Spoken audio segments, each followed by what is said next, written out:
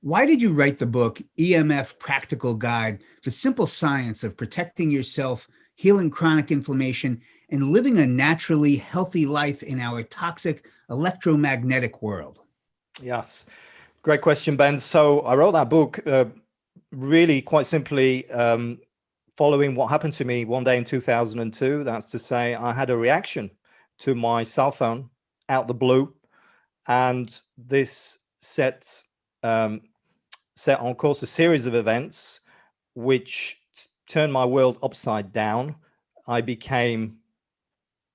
was reacting to my cell phone. That's all I knew at the time, because people say, well, how did you know it was your cell phone? Because it was so darn painful. Literally from one moment to the next, I was in extreme pain, really, very, very quickly.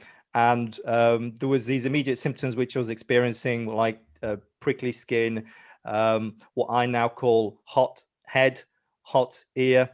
And then there were these kind of medium-term symptoms, which were massive fatigue, brain fog, and then kind of longer-term symptoms, problems with concentration, all kinds of kind of neurological symptoms, if you want. And then beyond that, there were more sort of medium to long-term symptoms.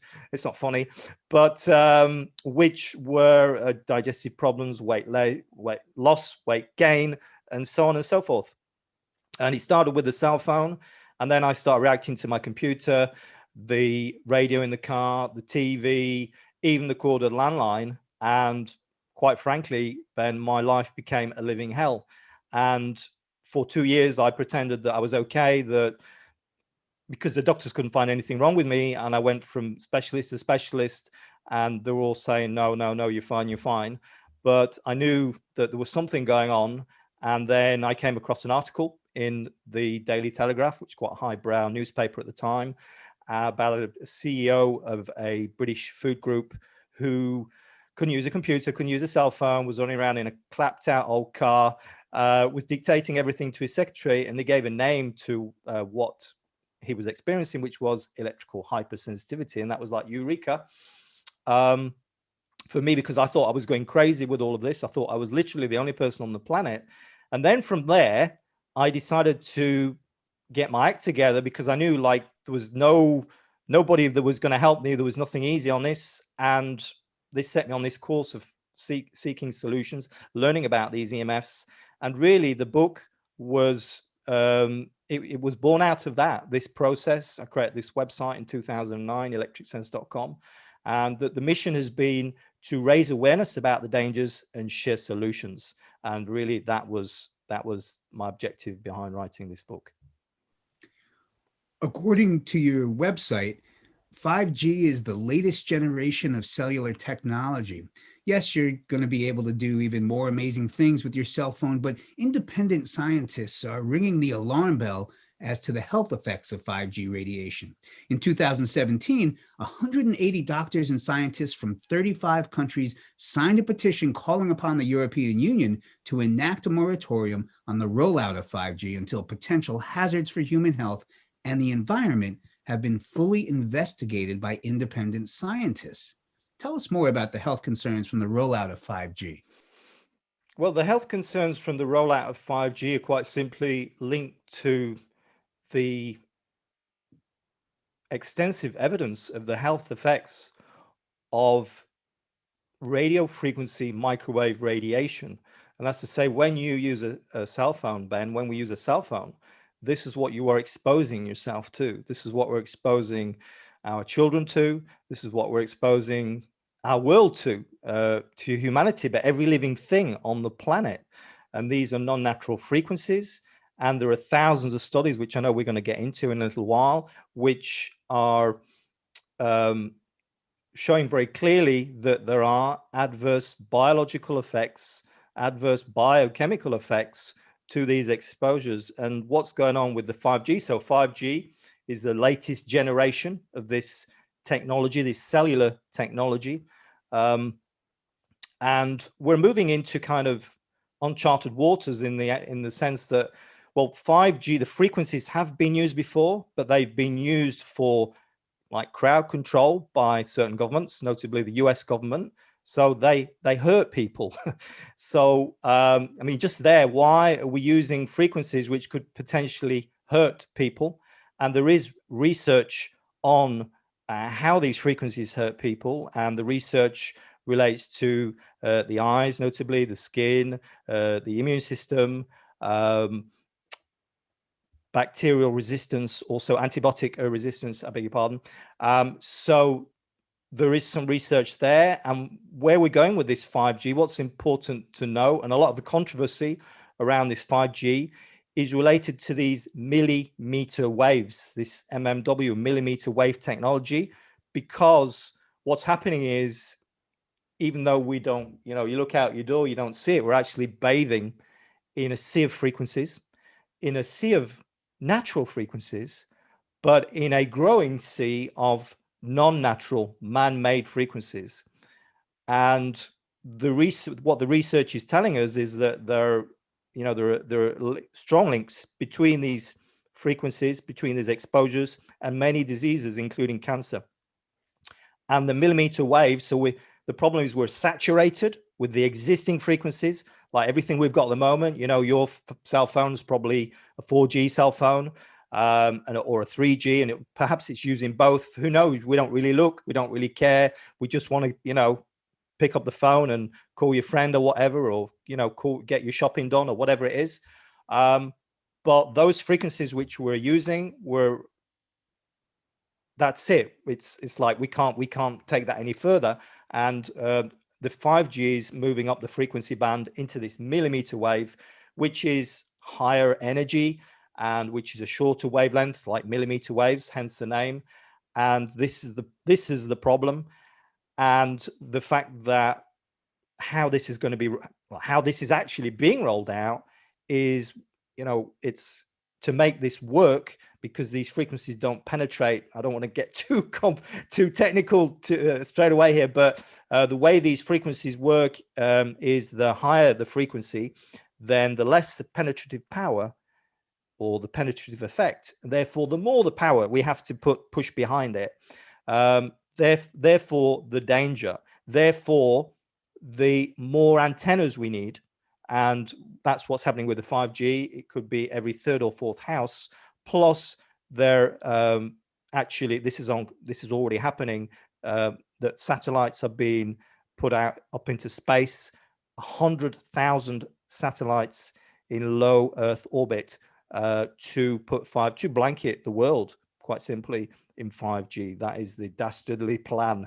And so, whatever we can say about 5G, and it is controversial, one thing we can be absolutely clear on is that this is another layer of electro-smog.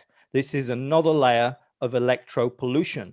And already, when we look at the science, and again, we're going to look at this in a little bit more detail, I know, when we look at the science, then it's already very clear. If we take time to look at the independent research, it's already very clear. It's worryingly clear as to what's going on.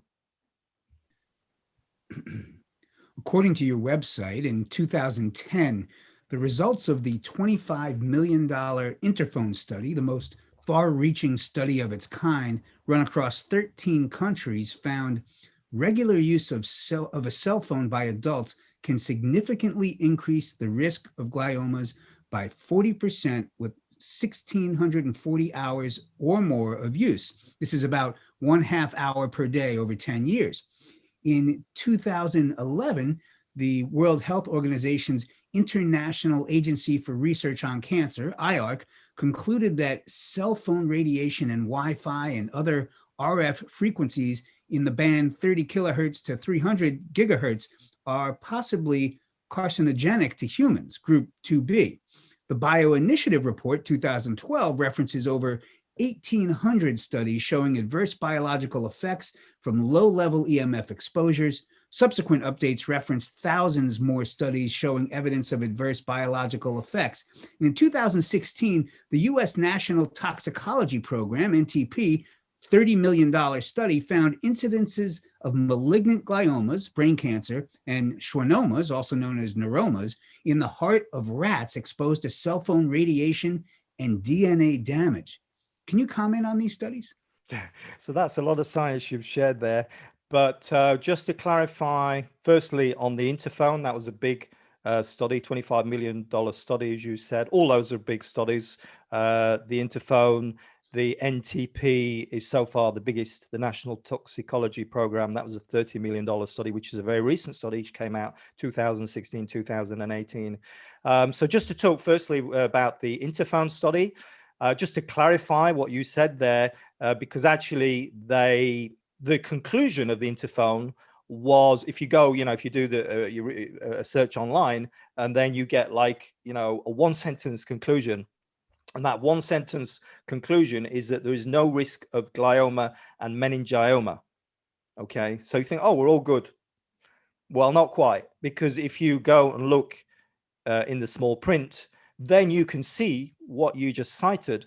And what you just cited was the 1,064 hours of use, etc. But what that actually, and that doesn't really mean a lot to anybody, but if you say using your cell phone for 30 minutes a day can increase your risk of a brain tumor by 40%, then I might have your attention, Ben, yeah? And so this is what the interphone study actually said. What they actually found, but they didn't really want to say, which is, and I think we're going to get into this later on about this, maybe how the science has not always been reported as it should be. That's to say, with honesty and integrity. So the study, this was in the study's findings, and yet it was not in the conclusion, and it was kind of lost, in the midst of time after that. So that is incredibly misleading, and they put it down to errors and biases, that, the 40% increase. So this is 2010.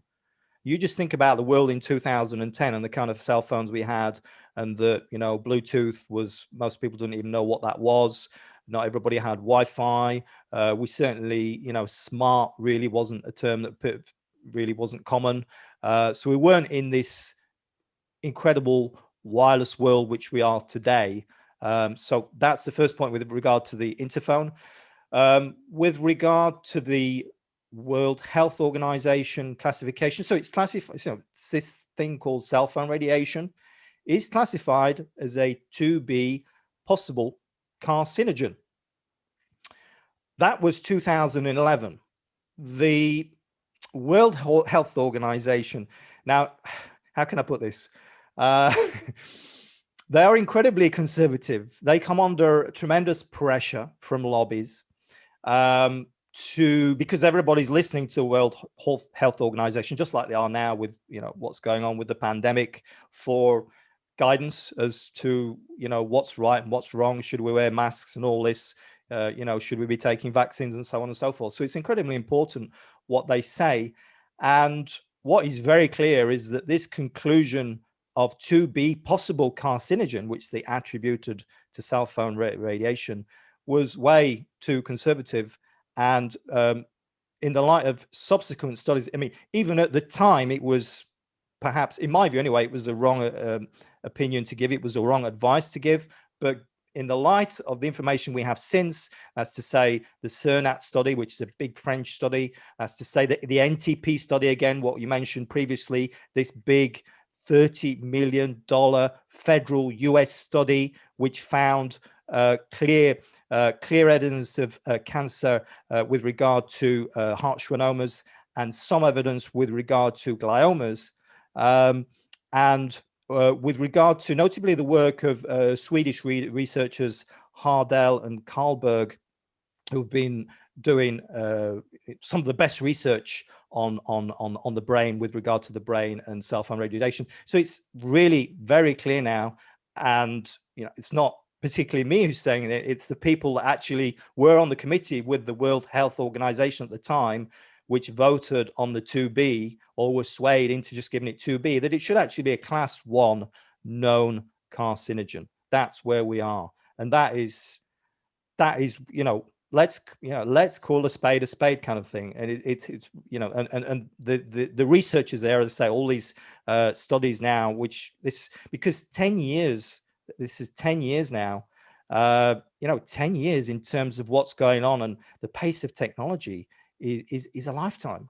And so, yeah, this clearly these recommendations, these announcements from these different bodies like the World Health Organization are completely out of date and not doing their job in terms of protecting people, which they should be. Please discuss the cell phone industry study headed by Dr. George Carlo. What did it try to prove, and what did it end up proving? Yeah, so Dr. George Carlo. So what happened was a lady called Susan Reynard got a brain tumor, and this was back in the 1990s. And she was convinced that this brain tumor was caused by her cell phone. And so she sued the cell phone manufacturer, the retail company store where she bought the cell phone from, and the telecom company who she was got a contract with. And sadly, Susan died, and David Reynard, her husband, went on. She died through her brain tumor, and her husband went on the Larry King Live show and told the story. And this rocked the boat of the cell phone industry. And they laid out $28 million on this WTR wireless technology research program to prove once and for all that cell phones were safe. And this was a 7-year study headed by Dr. George Carlo. And the results of this 7-year study were unfortunately just the opposite of what the cell phone industry wanted. And he concluded that, in fact, cell phone radiation could cause cancer, and that cell phone radiation could cause heart problems. And as I say, that was the 1990s. And the studies which have come since then, and for people that are paying attention, I talked about the NTP before. What did they say? It was almost exactly the same thing. And by the way, the NTP, so the National Toxicology Program study, this big American $30 million study, that study was replicated by the Ramazzini Institute in Italy, and they came to exactly the same conclusions. So this study was not a fluke, and these risks of cancer are real. According to your website, a 2019 review paper found that Wi-Fi radiation impacts the male reproductive system. Analysis of sperm following exposure to Wi-Fi found degenerative changes, reduced testosterone level, increased apoptotic cells, and DNA damage. EMF research also points to decrease in reproductive capacity, apoptotic cell death caused by electromagnetic radiation exposures, induces reactive oxygen species production and DNA damage in human sperm, effect of mobile phones on sperm quality, ovarian apoptotic cell death, and fecundity decrease induced by non-ionizing radiation. You might also be interested in your extensive articles on how your cell phone may be killing your sperm and how cell phones cause female infertility. Can you tell us more about all of this? Yeah, so this is actually one of the areas where the science is incredibly clear. For instance, with the cancer thing, it's because there is a long latency period with the cancer. It's rather difficult to prove. It takes a long time. Just like with the nuclear incidents that we have, it's not like immediately that people get cancer. It takes years, sometimes decades. Whereas with this reproductive science, with the science that's been done on this, notably with regard to men, then it is really very clear. And there are hundreds of studies which have been done on this also. And it's very clear that cell phone radiation impact. I know when we say cell phone radiation, we're talking about microwave radio frequency radiation. So we're not really just talking about cell phones. We're talking about Bluetooth, smart, everything wireless. If somebody says wireless to you, think radio frequency, microwave radiation. And what the science is saying is that these exposures reduce sperm quality, reduce the sperm count, reduce sperm motility, reduce sperm morphology. So they impacting sperm profoundly. And obviously, this is particularly concerning for the future of humanity, quite simply. And then we have other studies on the female reproductive system. Now, there are less studies on this, but in my view, it is an even bigger concern because, well, because us guys, you know, we can create sperm, you know, into our 70s, 80s, or more, and that's what we're designed to do. Whereas women, girls are born with eggs, and once those eggs are radiated, that's it. You've had your lot, and that is the problem with regard to, as I see it, that is the problem with regard to these exposures for women. And when we think of how men and women carry their phones in their pockets, and so this is why this is a particular concern. So hundreds of studies on the male issue, and this particular problem with regard to women. This is one of the most important aspects of this whole EMF question. And I've not really said what EMF is yet. So for people that don't know, we'll just say what it is. I keep using this term and it's perhaps not clear. But when I say EMF, I mean electromagnetic fields. Some people mean electromagnetic frequencies, others say electromagnetic radiation. But we're talking about these man-made frequencies, which all these devices are using. So yeah, the science is disturbingly clear on this whole reproductive question with regard to men particularly, and with regard to women, less clear, but perhaps more worrying. Your website has a section that says studies on how EMFs impact on our children. In 1996, Professor Gandhi from Utah University was the first to publish a study showing that children are more exposed, excuse me, that children are more exposed to radio frequency radiation than adults. His research showed that 5-year-old and 10-year-old children have higher absorption rates than adults because their skulls and bones are thinner, their brains and bodies contain more fluid, so they naturally absorb more cell phone radiation than adults. Other research shows a 10-year-old child absorbs 153% more cell phone radiation than an adult. Research links EMF exposures to autism, attention deficit hyperactivity disorder, ADHD, and asthma. You might also be interested in my article on why children are more at risk from cell phone radiation. Can you tell us more about EMFs and children? So this is why I started all of this, Ben, actually, because I'm a father. And this thing, I was affected by these EMFs. Like I said, I thought I was going crazy because it was like the beginning of the internet, of the reliable internet place where you could go and get, I mean, it's increasingly difficult today for different reasons, notably censorship. But there wasn't information about it at the time. And I had this information because I'd experienced what was going on firsthand. I'd had this, I'd experienced these very debilitating symptoms from my cell phone and from these devices. And as a father, that was what shocked me the most, was when I was seeing small children using cell phones and knowing what the science said. And the science is some of what you've just related. The Gandhi study, which was done in the 1990s, which showed that quite simply children are more vulnerable.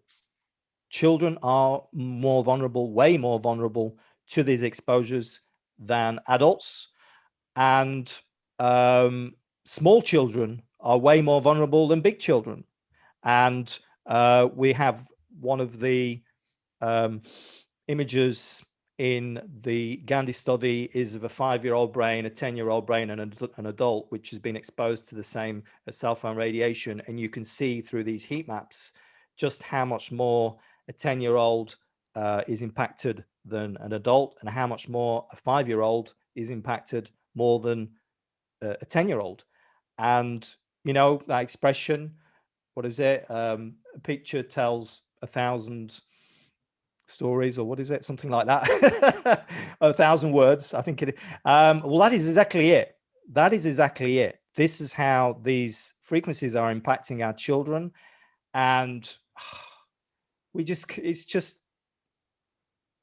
I just find this deeply upsetting that that there are people that know this, that the science is out there, and that we're not doing something about it, and that we're not telling people. And people are telling people, not just people, you know, like the American Association of Pediatrics have put out reports on this, and different bodies and different scientists have, you know, the 2015 scientific appeal headed by Dr. Martin Blank.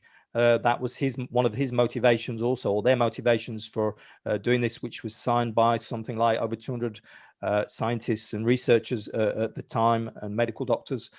So, you know, experts are speaking out about this, and yet it continues, and yet we continue to sell cell phones. You know,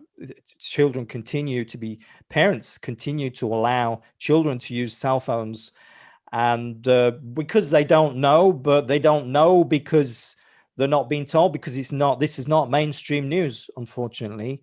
And yet, you know, the study which Gandhi did in the 1990s, it was reproduced in 2012, same conclusions, reproduced in 2015, same conclusions. I mean, come on, this is our kids we're talking about. How long can this go on? This really just steps over the line for me, in terms of, okay, if you want to use a cell phone, you want to take those risks, okay, but don't mess with our kids.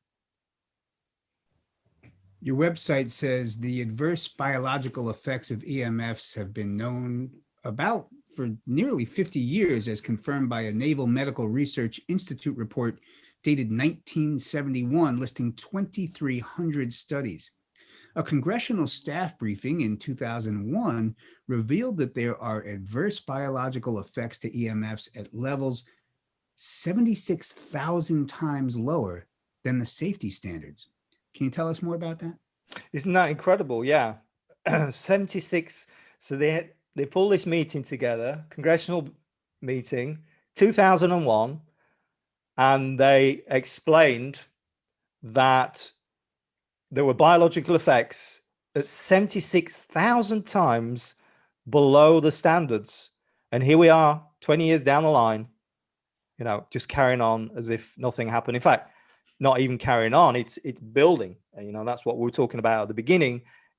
That was my point with the 5G. You were saying, well, you know, what's the big deal with 5G? Well, the big deal with 5G is we've already got these masses of very compelling evidence here with regard to the dangers of EMFs, and we're just making it all work. We're adding another layer of electrosmog in there. And yeah, it's insane when you look at this. When you look at this independent research, and you kind of think, well, yeah, but, you know, they don't tell me this on CNN, or, you know, they don't tell me this on Fox or whatever news it is. Well, no, because unfortunately, a lot of these companies, they're big conglomerates, and they're all owned by the same people. They're all the same company. So it's you know, they're all hand in hand. Or if they're not owned by the same company, you know, that owns whatever news network and the telecom companies and the pharmaceuticals, then they're so frightened of losing their advertising income from the telecoms companies that they're not reporting this information as it should be reported. So yeah, there is research on these effects. In fact, the research on this goes back to pre-1900s. Nikola Tesla and D'Arsonville, they did some very basic studies on this 1891 on the EMF effects, on how it impacted the human body, because we're electrical beings, we are electromagnetic beings, we are subtle beings of frequency. We're all about frequency, actually. Life is about frequency, and this is what you realize when you start to look into this a little bit. And so the effects of all these frequencies are very profound. And they've been known about for a long time, certainly with regard to this thing we call cell phone radiation, or which I call radio frequency microwave radiation. I know I keep repeating it because I want it to stick in people's minds. And by the way, there is a word in there, microwave, probably noticed. Well, yeah, like your microwave oven, exactly, just like your microwave oven. And by the way, Wi-Fi uses exactly the same frequency, or most Wi-Fi anyway, uses exactly the same frequency as a microwave oven. It's not quite the same waveform, but yeah, look what a microwave oven does to your food. Well, that's what we're talking about. Now, that is a heating effect. And the whole controversy around the EMFs is that, you know, industry and our governments are saying, well, there's no heating effect, therefore we're okay. But that is, we don't need the heating effect. That's what the science is showing. We don't need this heating effect to not be okay. It's these biological effects. You know, it's what's going on at this biological, subtle level, how it's impacting our cell membranes, which is and our cells and these basic building blocks of our body. That's really what's important, and that's what this congressional briefing, which you're talking about here, that's what that talked about. And you know, we've got studies going back to the Second World War on this microwave radiation, because they realized when they were using the radar, the radar technicians were getting cataracts and they were having certain effects. And so there's been studies going on this for decades. And yet, again, here we are rolling out 5G. How do EMFs impact our immune systems? Yeah, so EMFs, that's really one of the areas in which, again, the science is really rather clear in how it impacts the immune system. And there's been a number of studies on this, over 100 studies, which are detailing the many ways in which EMFs impact our immune system, impacting different aspects of our immune system, the white blood cells, the antibodies, the lymphocyte T helper cells, melatonin, how there's something like 20 odd studies just on melatonin. Melatonin is this hormone, which is very important for a number of reasons, which is secreted by primarily by our pineal gland, little P-shaped gland in the middle of our head. And we know that EMFs impede the production of melatonin, which, to put it very bluntly, just really upsets the apple cart, because melatonin is believed by many researchers to be this kind of master hormone. And it's all like, it's like a house of cards. You know, when you pull the melatonin card out, then the hormonal systems are upset, and then the autonomic nervous system's upset, and you know, all our bodily systems are impacted. It's like a cascade effect. So there's many effects, and if you want more research on that, then the Bioinitiative report, which you mentioned earlier, has a whole section just on how the EMFs, these different EMFs, different frequencies of EMF impact our immune system in so many ways. And obviously this is, I think people, or I hope that people are beginning to realize today, with regard to the current health crisis, how important it is to have an immune system which is tip-top. And when we know that just that is the EMFs, that's to say, let's be clear, using a cell phone, using a Bluetooth device, being around Wi-Fi, being around any kind of anything electrical, being even around electrical wiring. Yeah, because the thing with electrical wiring is the EMFs don't stay on the wire. The EMFs permeate out into the room, magnetic fields, electric fields, dirty electricity. We'll get onto that in a little bit, or if we don't, then I will explain it if you don't ask me that. But this is, yeah, so these EMFs from all these different sources impact our immune system. And, you know, our governments are telling us to, you know, wear masks and get vaccinated and so on and so forth. Okay, but, you know, just some basic advice with regard to these EMF exposures. If we know that these EMF exposures are dysregulating our immune system And, it's actually swings both ways. It can up-regulate and it can down-regulate. It screws you up, to put it very bluntly. But when you know that, then obviously you'd be using your cell phone maybe different, or you wouldn't be using your cell phone or whatever, but you would actually be making a decision, an informed decision about that. So yeah, it's about this whole thing really is about making informed decisions. And I hope we're going to get onto solutions, because there are ways of dealing with this and reducing your exposure and living more in harmony with these frequencies. Are wireless headsets okay for our health? Given everything we know, so wireless. What's wireless? Radio, frequency, microwave, radiation. So we're getting the picture now. Yeah, we're thinking microwave oven. We're thinking all these effects.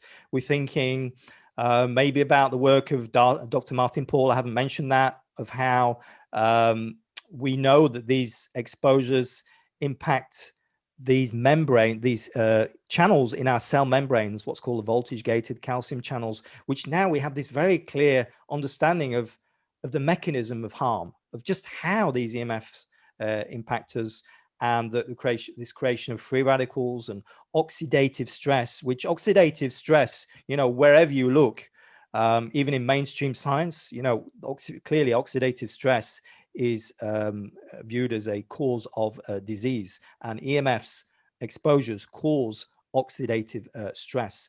So using anything wireless, the thing is about a wired headset, why is it a particular no-no? Because you're putting it right next to your brain, which is full of water, which is highly conductive, which is actually, when you go for an EEG, what is it? They're actually measuring your brain's electrical activity, so your brain has waves, beta, alpha, theta, delta waves. And when you're exposing yourself to these EMFs, then you're interfering with these and the interference we're seeing down the line in terms of, insomnia, disturbed sleep, the brain fog that I was talking about, concentration problems, lots of neurological problems, neurodegenerative diseases, Alzheimer's, Parkinson's, you name it. Honestly, this is so. In short, no, wireless headset is not a good idea. How much impact does Wi-Fi in the other room have on our health? So, Wi-Fi, not me or nobody can say clearly. So in that room where you are, Ben, if you have Wi-Fi in another room, I cannot say to what extent it's dangerous. All I know is there is a potential for harm. And, so the Wi-Fi, we're back to the, let's call a spade, radio frequency, microwave radiation. We've got all these terms which are highly misleading and make it sound very inoffensive. But as soon as we use the proper terminology, radio frequency, microwave radiation, then we get some kind of indication of the dangers. And the dangers are, again, this dangers to the cell membrane, impacts on the CNA, double strand, single strand DNA breaks, damage to proteins, stem cells, disruption of the process of cell division, damage to mitochondria. Mitochondria is super important for our health. Our cells are full of mitochondria. It's these little energy factories which are producing this ATP, which is vital for life, quite simply. Apoptosis, microRNA expression, which is damaged, which is relates largely to the brain. Cardiac effects, impacts on the blood, neuropsychiatric changes, depression, anxiety, hormonal changes, as I mentioned before. Frankly, the list goes on. So whether it be in another room or your room, it's to be avoided. If it's in another room, then by virtue of the inverse square law, which is a rule of physics, then the effects are less. We can say that. But, being surrounded by Wi-Fi is never good. And it is it is, if it's in another room, then we would assume that the effects are less. But, we can actually measure this very easily with something called an EMF meter. And that's what I would be encouraging people to do, is to measurable mitigation. That is the way to go. And there are EMF meters out there which enable us to do that. Is texting a health risk, or is that much safer than using a cell phone? In other words, are you still exposed to radiation if the phone is in your hand and not your head? Yeah, you're still exposed. So I'd like to say that texting is 100% safe. I don't believe it is. And we are in the land of belief, because I don't know of any studies which are, there's so many studies on the way this radio frequency, microwave radiation, and other forms of electromagnetic fields impact our brain, that really it's a no-brainer to in terms of how dangerous this is. With regard to texting, it's safer, but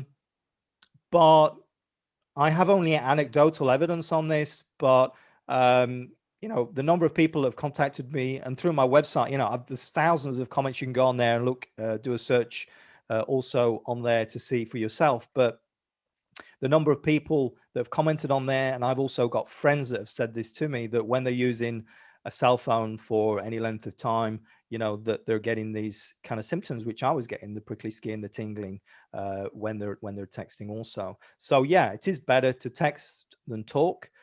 But then again, texting is not 100% safe either. And really, the best thing to do with the cell phone is to switch the darn thing off as much as possible. And to be more precise, to put it onto airplane mode, which means going into the settings. Usually it's not easy to do. They don't make it easy.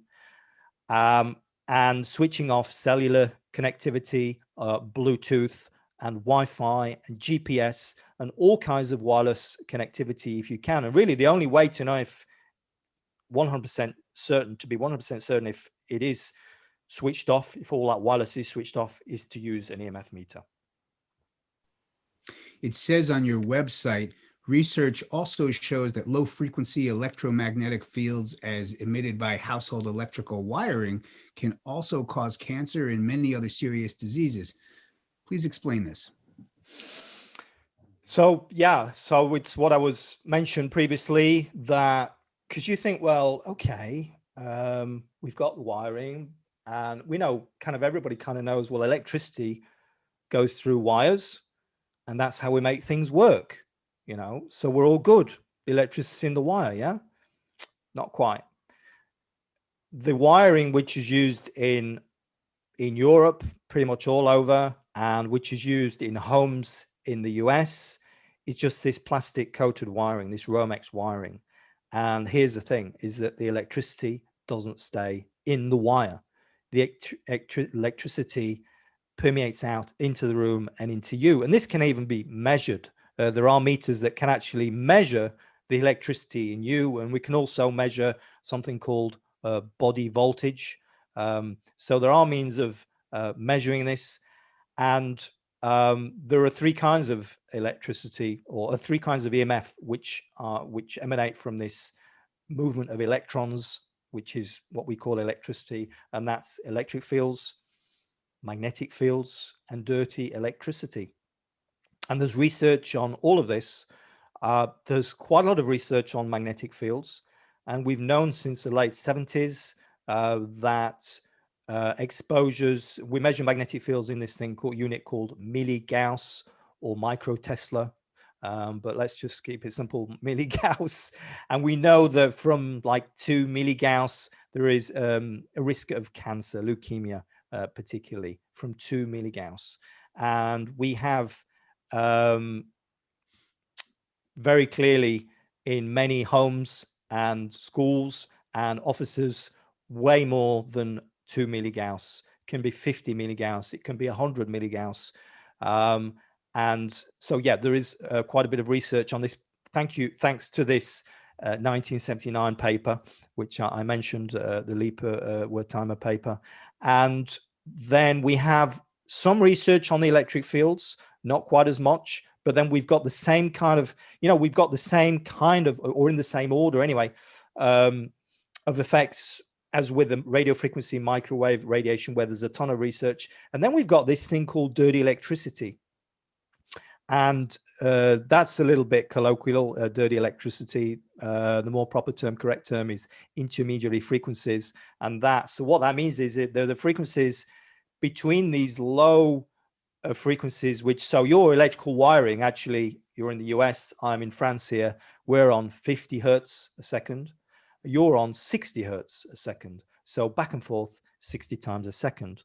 Your cell phone is using these gigahertz frequencies. That's 1 to 2 gigahertz, 1 to 2 billion times a second, back and forth billions of times a second, which is already mind-boggling. Yeah, and the 5G, by the way, is going up way higher. It's going up into 20, 50, maybe 100 gigahertz because of this frequency saturation problem, which I mentioned. So this dirty electricity is in between the two. It's in these intermediary frequencies between the gigahertz, the cell phone kind of frequencies, and the frequencies which electrical wiring is used. And then we've got quite a bit of research on this also.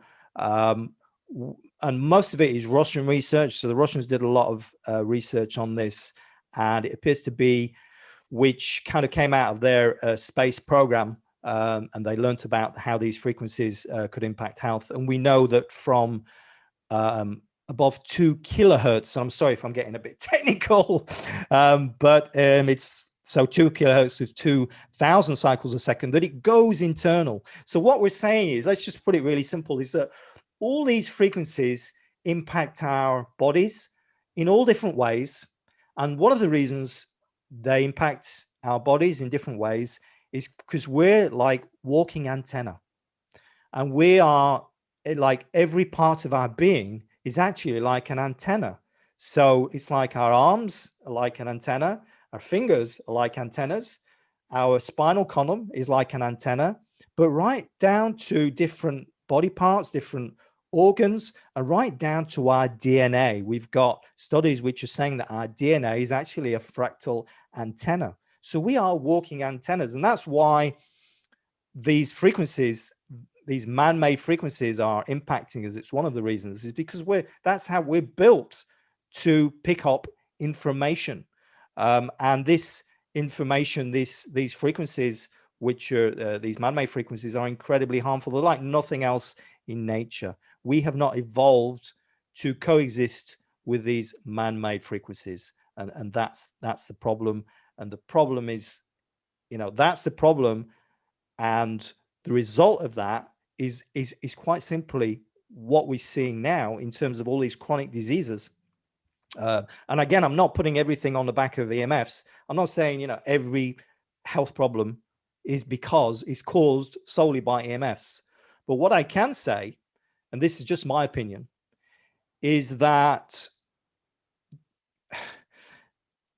I cannot actually think of a health problem, health disease, or a health condition which is not impacted by EMFs. That's how profound it is in some shape or form.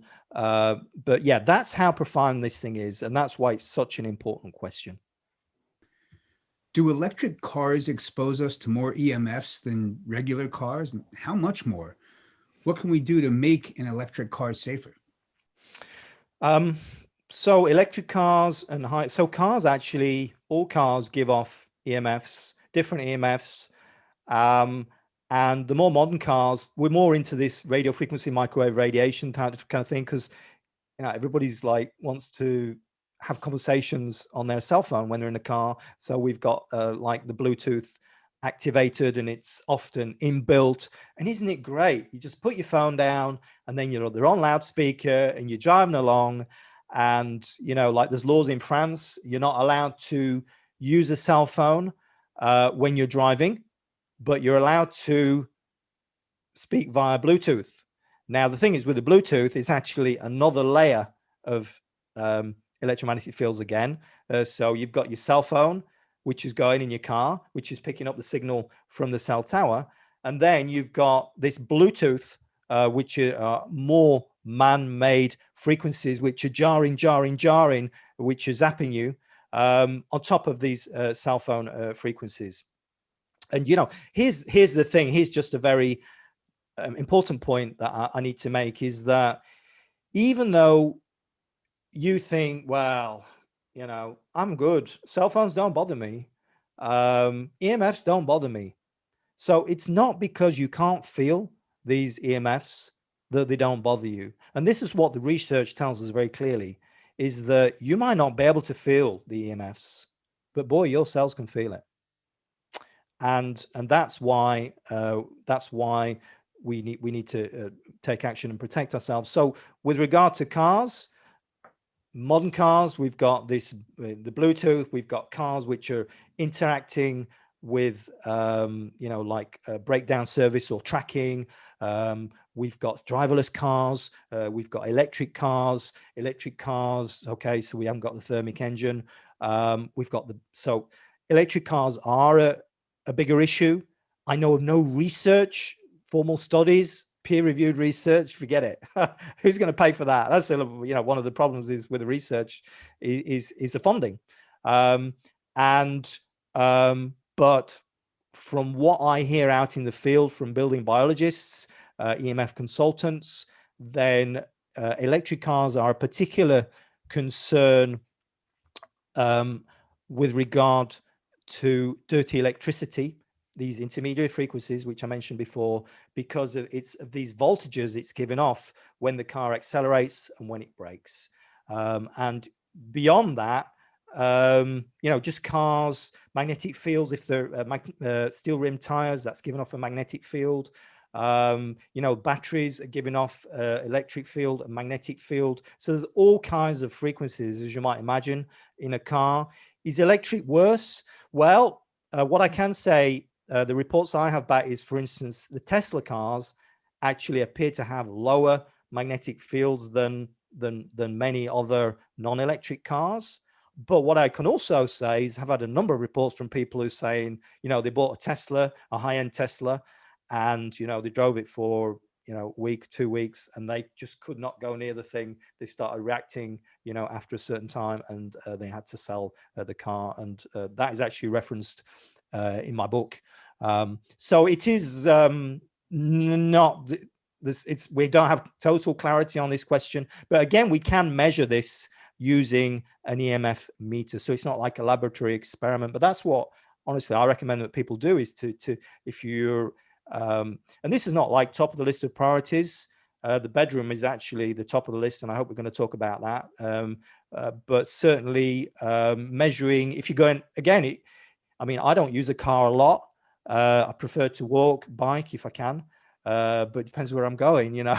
If I'm going I live in France, if I'm going to Spain, for instance, then I'm not going to hop on my bike.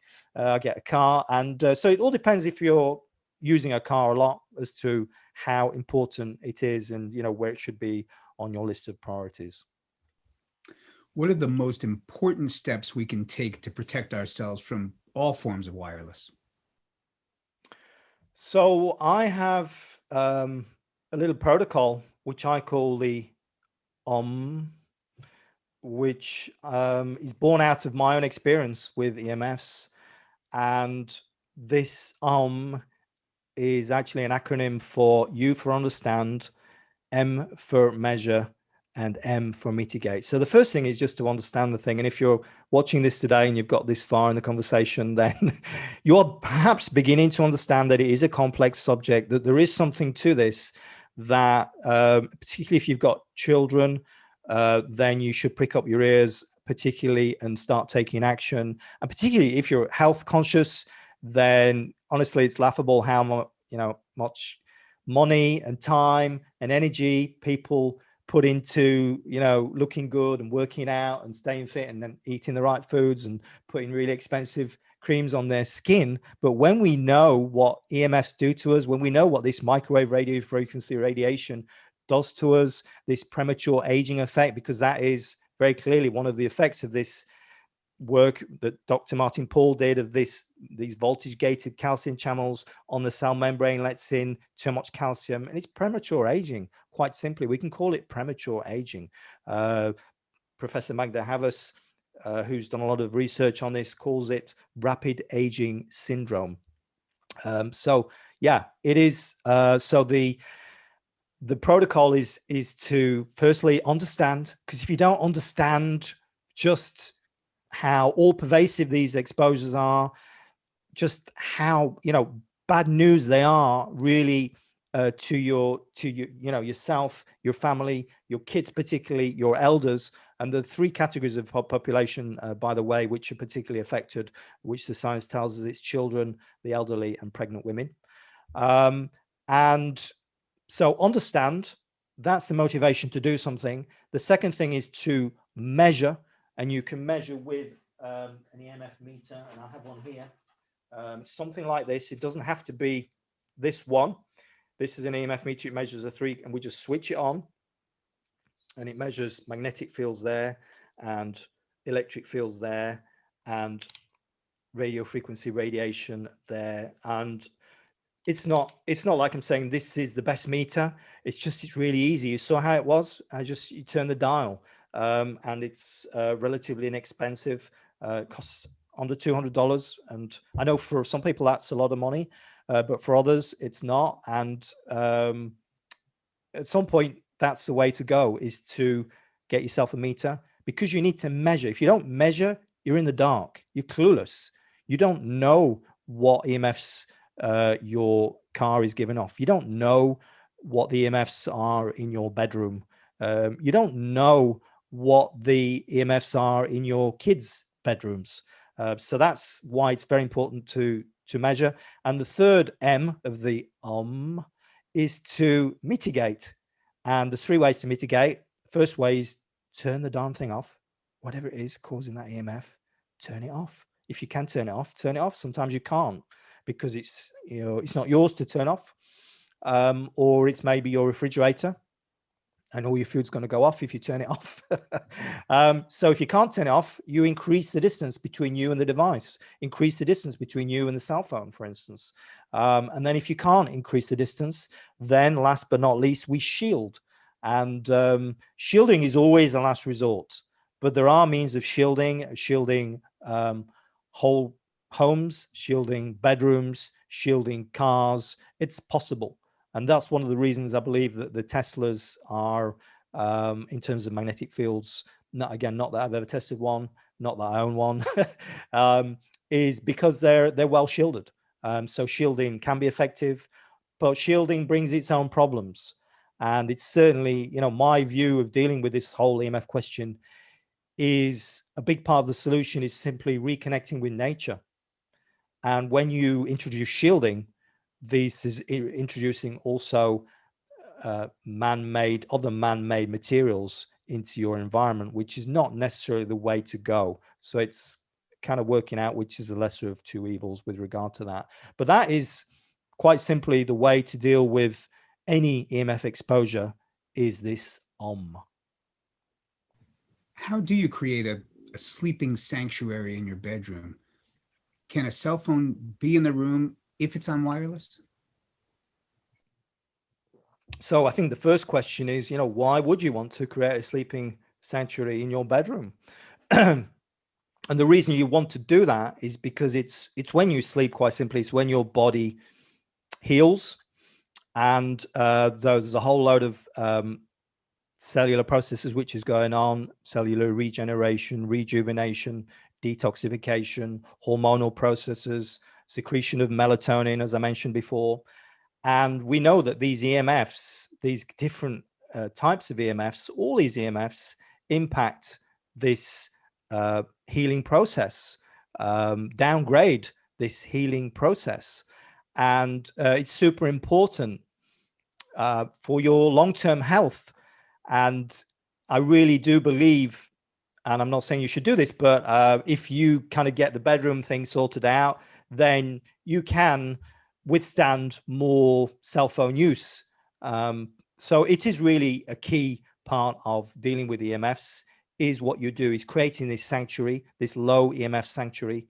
And one of the keys to doing that is having like a meter to take measurements, but you want a meter which measures all kinds of EMFs. That only measures the three kinds, which is the electric field, magnetic field, radio frequency, radiation. And then you need another meter to measure the dirty electricity. And you know, the rule is ALAR, as low as reasonably achievable. That's what we're going, because the thing is with EMFs, there's no safe. There's nothing, there's no like black and white. You know, you're good to go. No, that's dangerous. There's nothing at all black and white about this, because this is all impacting us at a very subtle level. But don't confuse subtle with unimportant. It is important, and that's what the studies are showing very clearly, that these effects are important, and there are clear associations again with disease. So creating this low EMF sanctuary is fundamental, and you can do that with a meter by taking readings. And I have a protocol for that. You would take readings of all four categories, and I recommend being a little bit scientific, using like a checklist, you know, noting it down, you know, Monday, do morning, noon, evening, take the exposures for each of the four categories. And you want to be measuring where you lay in that bedroom, where you put your head particularly. And that is the beginning. And once you've got those readings, you take them over a week, take readings every other day, write it all down, different times. You're trying to figure out, because there might be times where, you know, certain readings spike. Believe me, you will be surprised, because even if you've got nothing in your room, even if you've got nothing wireless, and yes, to answer your question, you should not keep a cell phone anywhere near your bedroom. And even if you've got none of that, then you will be sleeping almost certainly in an electric field. So you go to bed, you've got everything switched off, total darkness, you will be sleeping in an electric field. Why? Because I would wager money that you have got a light switch or you've got a lamp right next to where you sleep, and therefore you have an electric field. Electric fields are present whether the current flows or not. When you switch the light on, you get a magnetic field. You switch the light off, the electric field is there all the time. So you are bathing in an electric field all night. You think that's good?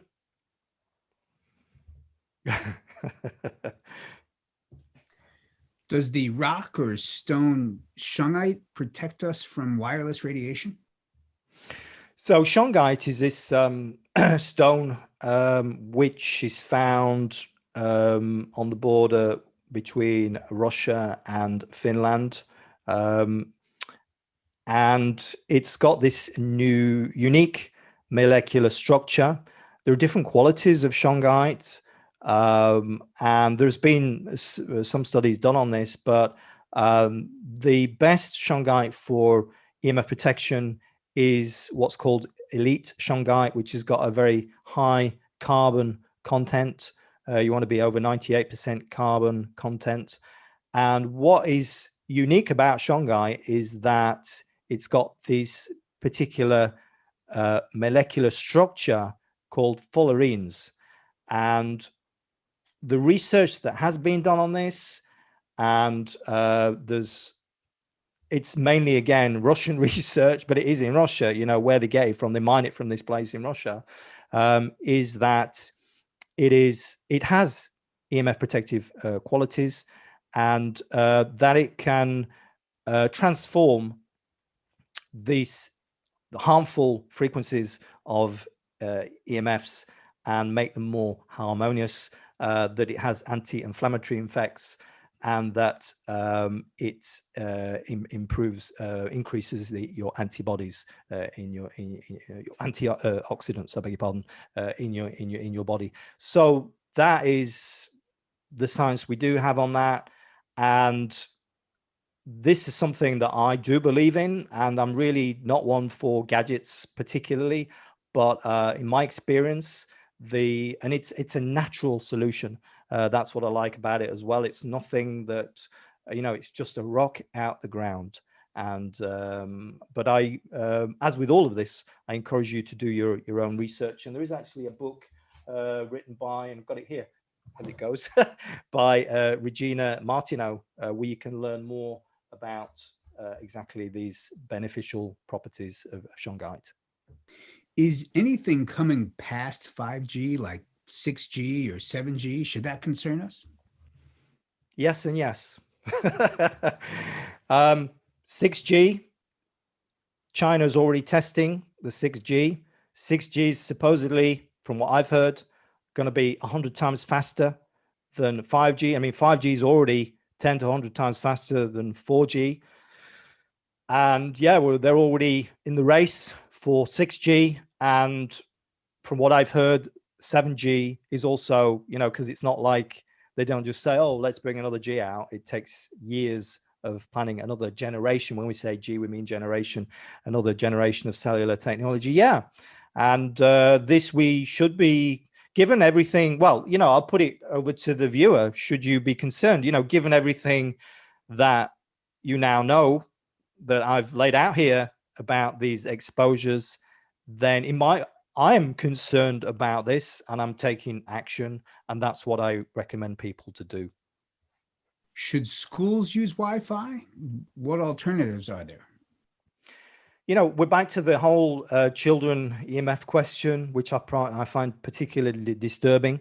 And clearly, schools should not be using Wi-Fi. There's a lot of science on this whole Wi-Fi question. We're back to this radio frequency, microwave radiation, which is impacting our cells. The voltage gated calcium channels impacts our DNA, the strand breaks, the stem cells, the mitochondria, impacts our bodies in so many different ways. And then all these symptoms, brain fog, and particularly in children. You mentioned previously about autism and ADD and ADHD. There's over a dozen studies just linking EMFs to autism. I mean, autism just skyrocketed. So should kids be using Wi-Fi? No way. Kids should be on hardwired computers like I've got. I'm recording this on this, speaking to you through this little laptop here. It's all wires. Wires are great. Wires are safe. Wires are faster. And the information is contained in the wire. Like with wireless, it can be easily hacked. And also, the contribution to global warming, which is becoming more talked about, and there's been a few research papers on this, is that this whole wireless thing is contributing to this problem, this growing problem of global warming we have. But absolutely not. Wi-Fi should not be used in schools, and the solution is to hardwire. And yeah, so why are they going wireless? Because it's cheaper. But we don't want cheaper for our kids. We want safe. And so the using an Ethernet cable, that is a safe way to go. And laptops should be wired. They should be grounded. This is just basic. It's just basic precautionary steps, which anybody with, any half a brain, to be quite honest, once you've started to look at this, you think, oh, the penny will drop. You think, wow, yeah, it is. It's okay. It's more dangerous for children. Children are more vulnerable, and they put in Wi-Fi in schools. So no, it's very bad news. And there are low Wi-Fi alternatives to this for schools, and there's new technology out, low EMF Wi-Fi. There's a company in Holland which does this, JRS Eco Router, which has actually created a safer form of Wi-Fi. But personally, no Wi-Fi is the way to go, and Ethernet wired is 110% with regard to our children what they should be using. You've mentioned men should not store cell phones in their pockets. Should women store cell phones in their bra? And is it okay in both cases if they're off? There's over 70 studies which show that EMFs promote breast cancer. We've got studies where women are putting their cell phones in their bra and they're getting like the cancer in exactly the place where they put the cell phone in the bra.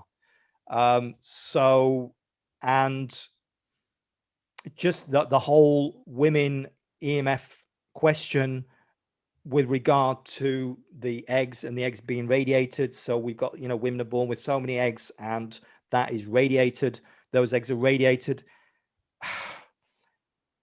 I almost feel like saying women should not be using cell phones either. But if I said that, nobody would listen to me. But what I am saying is to be aware of these dangers. Women are grown adults. And if they're not grown adults, then it's for the parents to explain these dangers and ensure that, children, girls are not getting these cell phones or not using them irresponsibly. If they do have a cell phone, and making sure they don't get them into a certain age. And I don't have an age where I can say now it's safe, 16 is a safe age, or 14 or whatever.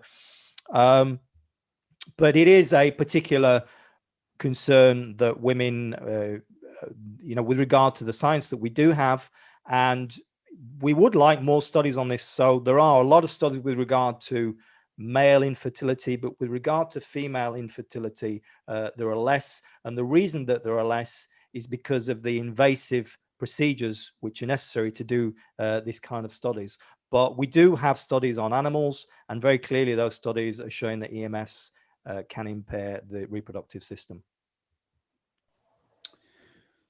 We've heard that we're locked in a technology battle with China over commercializing 5G. You mentioned China's already working on 6G. Should we ramp up 5G so we don't fall behind other countries?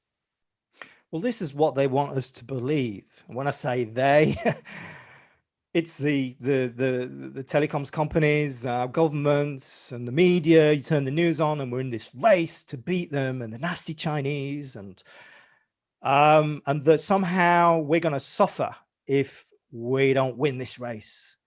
Well, that's not how I see it. Well, how I see it. So if we don't win this race, then perhaps economically, there might be negative effects. But the real negative effects, the real concerns is how we will, how we're going to be suffering as a population when this 5G and all these subsequent technologies are being rolled out, given what we already know, given all this very extensive peer-reviewed research, which goes back decades, these thousands of studies, it's really rather clear what what the dangers are. And frankly, is that the real concern? Is that we're to win this race of 5G? No, it's not. The real concern is the health effects. That's what comes first. We can see with the current health, the current health crisis, it's the health effects which are important. But if people don't understand what the health effects of this surrounding this EMF question are, then obviously people are not taking action, and people are not cognitive of what the dangers are, and that anything needs to be done, and that their kids need to be protective. So that's why it's so important to talk about this. And really that whole thing about the race, that is just it's misleading. What's a smart meter, and how do we protect ourselves from them? Yeah, so smart meters are these meters which are replacing now, or have already replaced in many parts of the world, these analog mechanical meters that we had. So we used to have the utility guy come out and he'd read your gas, your electricity, your water. And now with this, in this 21st century world, then this information, this data is communicated via different means. So it can actually, there's different kinds of smart meter, and they can be wireless, or they can be transmitting the data back down the electrical wire.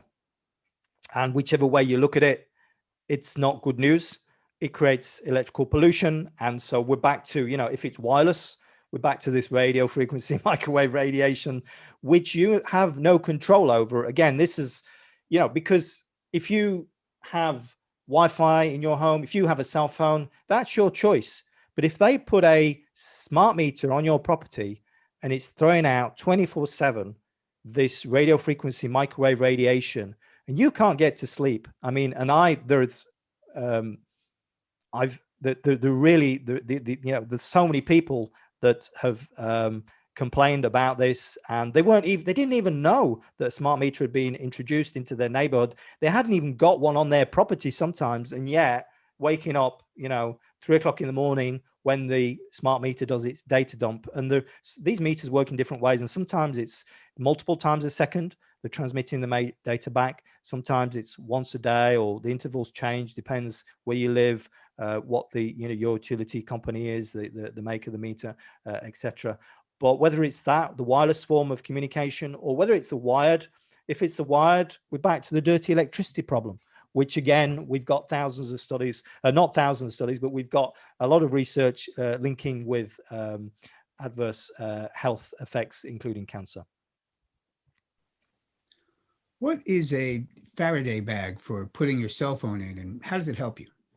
So Faraday bag, it's a sealed enclosure, and it's derived from the Faraday cage, the work of Michael Faraday, a physicist in the 1800s, who first understood how these electromagnetic fields work. And he understood that by creating this sealed enclosure, a cube if you want, that it doesn't have to be a cube, but that we can actually shield ourselves from these particularly radio frequency microwave exposure, all this wireless, we can actually shield ourselves.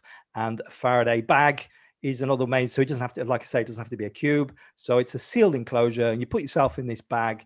Lord knows how you're supposed to breathe. So these bags are specially designed, and they're like a mosquito net kind of material, except they're way more sophisticated than a mosquito net. And we can use these can be used as a bag, or there's a canopy, a bed canopy, you can shield the whole bed. So it's just another way, another form of shielding. And these canopies and bags, they do work. Obviously, you need to buy from a reputable company, but we can effectively shield from these different frequencies using this principle. What is earthing, and how can we use it to protect ourselves from EMFs? So earthing is quite simply reconnecting with the beneficial direct skin contact with nature, with the earth, with the physical and earth, and thereby reconnecting with the beneficial energies of nature. Because even though you don't think about it, when you're actually in contact with nature, like walking barefoot, then there is an electron transfer. We get these beautiful negative electrons back up from the earth, which we need, and we can discharge these man-made EMF exposures, which we accumulate because we're walking antennas, and that is what earthing can do very simply. And we can you can earth by going barefoot, swimming in the sea. And then there are different devices which you can buy, so you can earth in your own home also, which is less good in my view, less safe. And there are even those that say that earthing is not safe. But in my experience, where I live and through the people that I've spoken to, then broadly it is of benefit. And as with all of this EMF stuff, it's really a suck it and see. You try it, you listen to your body, and you make your decision.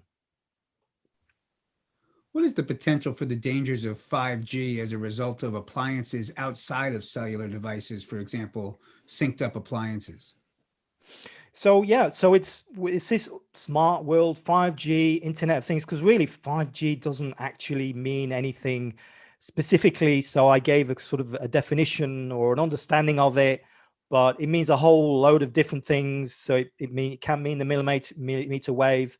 In some countries it's not, but it's the next generation. But exactly what form that takes depends on where you live. And the 5G goes with this IoT, Internet of Things, and it's this notion that machines are communicating amongst themselves, and that goes hand in hand with this smart world, these smart homes and these smart cities where everything is communicating, and it sounds amazing. And you open your fridge and you're down to your last drop of milk, and your refrigerator will send a signal off to the grocery store, who will send out a drone and bring you back in, fly back in some more milk, and so on. Yeah, fantastic. But again, we're back to what does all that mean in terms of the health consequences? You're filling your home with this radio frequency microwave radiation, again, which thousands of studies are showing that there are this long list of adverse biological effects and linked to many, many serious diseases. Why do you say we have captured agencies in charge of the cell phone industry? What is the relation between the cell phone industry and the FCC, who's supposed to regulate them? What would be the advantage for organizations like the FCC permitting 5G and claiming that it's not harmful? Money. I was reading this morning, Verizon is pumping 45 billion into 5G. So if they're pumping, that's a company. What do companies want to do? They want to make money. If they're pumping 45 billion, that means they think they're going to get out more than 45 billion. They're going to get a profit. And that's what companies want. And this is all about, this race, which you were talking about before. It's actually a race for profits. That's all it is. It's greed. And, I'm an entrepreneur. I love that entrepreneurial thing. Okay.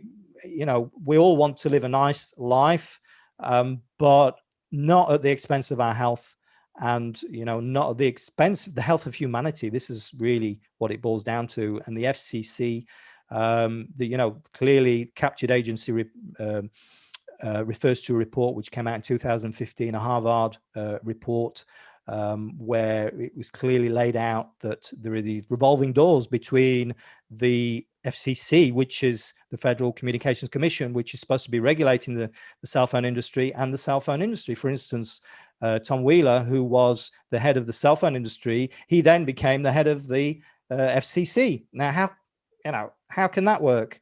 Obviously, it doesn't. Well, it works in their interests, and that's all in both of their interests, but not in the public's interests.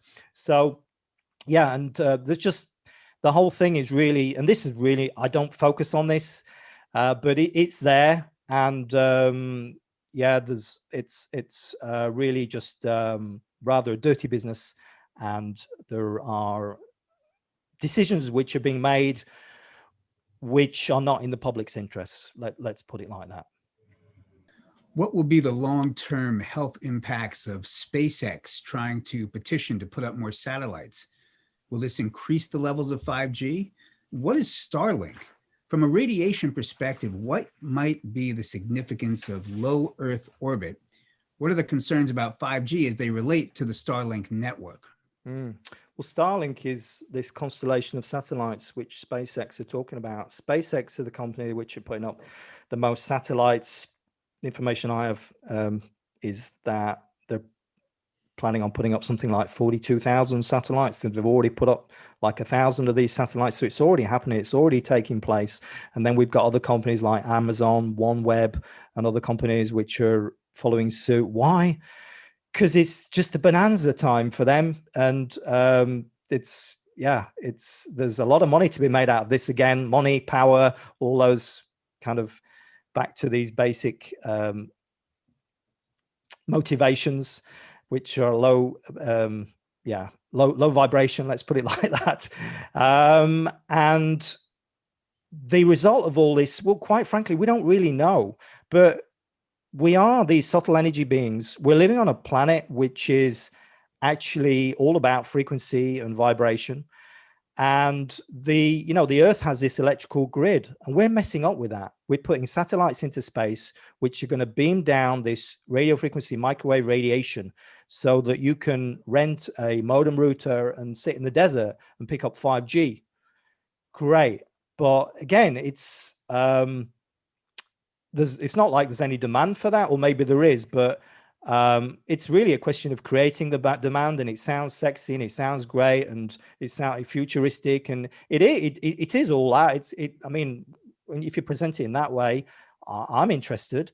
But when you realize what the dangers are already, in terms of the dangers, which are very clear in terms of our health, and in terms of what it's doing to the planet, we've got studies on insects, that the insect population is being decimated around the globe, that notably the bee population is being decimated, how it affects, it prevents bees and birds navigating, they're thrown off by this. And I mean, there's research on this going back to, or data on this anyway, going back to when Marconi first introduced the radio, and how homing pigeons, before the introduction of radio, they send out 100 homing pigeons, and like 100 or 99 or 98 come back.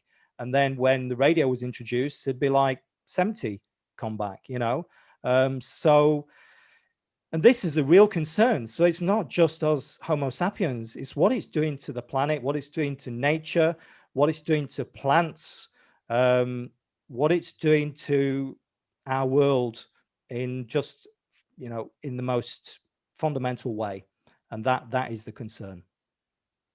When were the safety standards for cell phones developed? Are they effective standards for determining cell phone safety?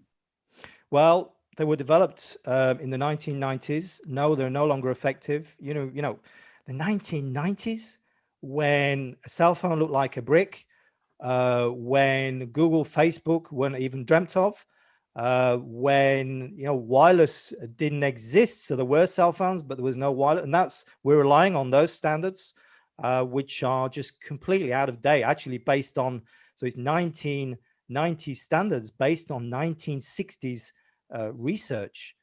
This needs to be brought up to date. We need to be looking at this, not just this thermal effect. That's all this SAR, this specific absorption rate, does, which measures the absorption of this radio frequency radiation per kilo, and they limit it at 1.6 watts per kilo. But it's frankly, in terms of our health, it does nothing to protect us. It does nothing to protect us. And we need to be looking at the adverse biological effects. We need to look at, some 21st century protection from these 21st century exposures. Why does the public persist that there is not a tie between EMF exposure and biological damage? The public couldn't give two hoots about this, really. Most people, so the public is concerned. Most people are concerned, and I'm being, I don't mean this in an offensive way. It's just, let's be realistic. Most people are not concerned about the adverse biological effects of cell phones or any other kind of EMF. They don't know what they are. They don't know what those terms mean. They don't perhaps understand, what many of the things I've talked about here. I know it's technical, and I know it's confusing, and I know that the information which has been put out by the mainstream media, what I've said here doesn't sit with that at all. But that's why I encourage people to go out and do your own research on this. Don't listen to Lloyd. Don't take what anybody says, for granted. Do your own research, and you will find there is lots of research on this. And like powerwatch.org.uk, the Powerwatch website, like the Bioinitiative report, like the Zori Glaser archive, which is a brand new archive which has been put online by Magda Havas. Magda Havas has also got a brilliant website. You notice I'm not talking about my website. I'm saying just go look at those independent website, this independent research, and make up your own opinion. Why is the permissible cell tower electromagnetic fields from American cell towers significantly more than comparative countries? That's a great question. Comparative countries like China, even like Russia. I suspect because the Russians have done way more research on these subtle effects of this what I keep referring to as adverse biological effects, rather than just the heating effect. So the heating effect is a bit of a blunt instrument, whereas this adverse biological effects, that's all the DNA and the effects on the stem cells and the cells and the cell membranes and so on and so forth. So these countries have done more research on that, and I think it's because, I love America and I love Americans, but I think that America is kind of a victim of its own sort of its own ideology in terms of, yeah, it seemed like the right thing to do at the time, which was back in the 1990s. You know, there's no testing which has gone on for this technology. This technology, cell phones, were brought onto the market without any safety testing before. Now, how does that work? So, you know, a few senators were, you know, got a few envelopes, or I don't know. I've no, you know, hard evidence on this, but why exactly these standards are very different in the US, I suspect it's to do with that, and I suspect it's to do with ignorance to a certain extent. Why was it important for you to speak at the Real Truth About Health conference? Well, Ben, it was important because people need to know the truth about this. People are being lied to, quite simply, misinformed, disinformed. The science is there.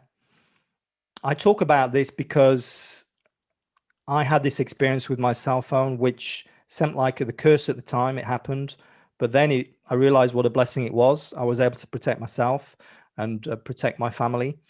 And that's why I'm thankful for your invitation to be able to share what I've learned. I don't consider myself an expert. I share what I know. And then, frankly, I'm not bothered about being an expert. I just want this message to get out on this so that people understand the dangers, so that people can make an informed decision, and so that people can protect themselves, protect their children, because there are many ways, effective ways of protecting yourself. And really, that is my focus. So I've shared a lot of science here today, but my focus is really on helping people understand this better so that they can better protect themselves and their families. We're very grateful to you for that, and for taking your own challenging situation and giving you purpose to make it bigger than yourself and really help all of us. So thank you not only for that, but also for all of your time here today in this interview. We really do appreciate it. Thank you so much, Ben. It's a pleasure. Thank you, Lloyd. Be well. Thank you. You too.